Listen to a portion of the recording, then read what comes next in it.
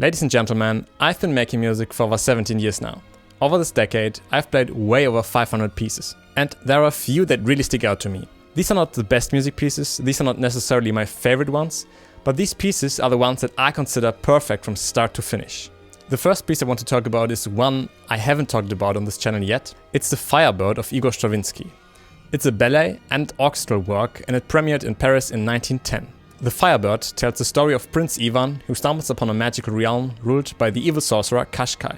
In this world, Ivan encounters the Firebird, a beautiful creature with magical powers. Further along the story, Ivan falls in love with a princess who is held captive. With the help of the Firebird, he confronts the evil sorcerer and saves the kingdom and the princess. There are very few pieces that give me so much visual information as the Firebird. If you would imagine a magical bird, a firebird, like the phoenix from the Harry Potter series, I can tell you the music looks and sounds exactly like that stupid bird. Stravinsky's ability to evoke imagery through sound is amazing. The music blends Russian folk melodies, rich harmonies and complex rhythms using both traditional orchestral instruments and colorful orchestration choices.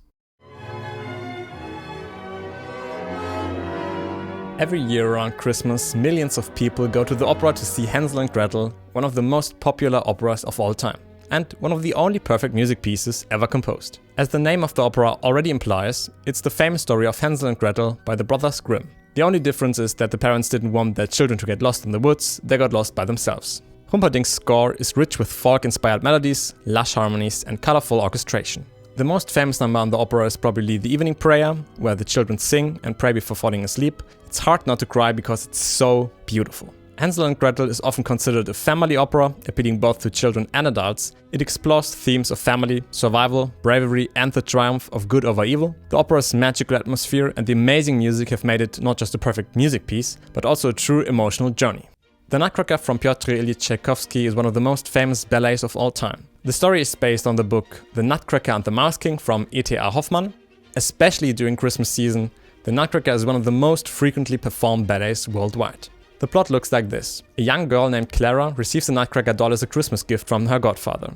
At night, as Clara falls asleep, the Nutcracker transforms into a prince and a magical journey begins. Clara and the prince go on an adventure together through the land and face of the Mouse King and his army of mice. Just take the dance of the Sugar Plum Fairy, the Russian dance and the Waltz of the Flower. I guess everyone knows them.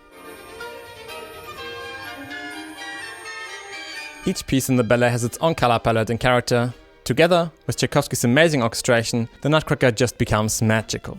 It captures the imagination of a childlike wonder and combines the joy of Christmas festivities with the magic of a fairy tale. Therefore, it is the perfect ballet for people of all ages.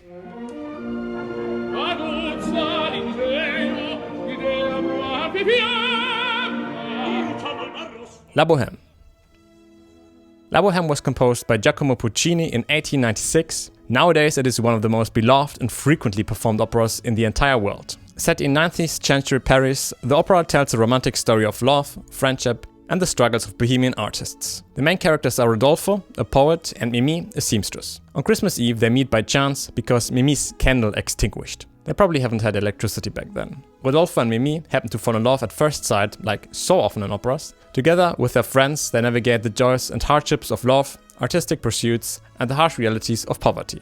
The opera explores themes of idealized love, sacrifice, and the bittersweet nature of life, because Mimi dies at the end. The music is extremely typical for Puccini. It's very lyrical and emotionally charged, really capturing the essence of the characters and their surroundings. Puccini really understands setting the scene, setting an emotion. The opera is around 2 hours long, but very digestible because it's so versatile. The first 3 acts all open completely different from each other.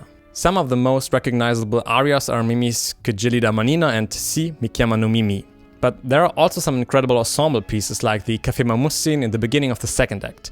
You can just hear the scenery. It's amazing.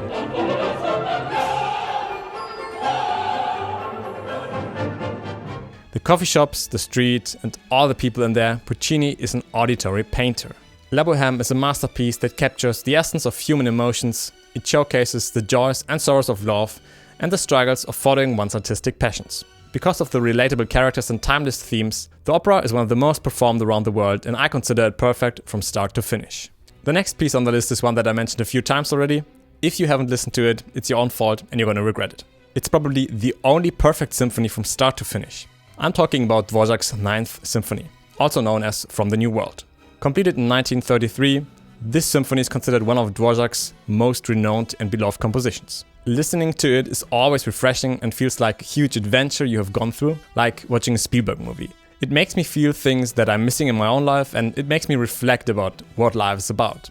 Dvorak's Ninth Symphony was inspired by the time he spent in the United States, where he served as the director of the National Conservatory of Music in New York City from 1892 to 1895. Obviously, living there for a few years, Dvorak was deeply influenced by the American landscape, folk music and cultural diversity he encountered. Back in the days, people didn't have Google Maps and Instagram. They could not just check out how Americans live and how the country looks, so it must have been a completely new world for him.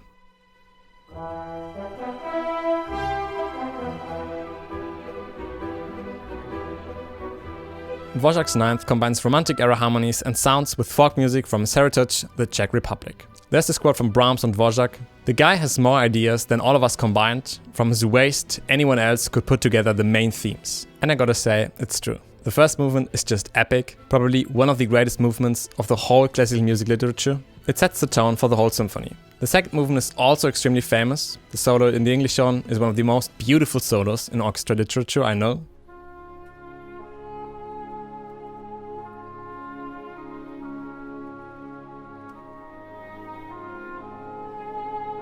Then there are some faster parts in between that. They really push the story forward, whatever the story may be. The music has such a flow, it just always moves on. It moves somewhere else, somewhere painful, and it definitely feels like regret and loss.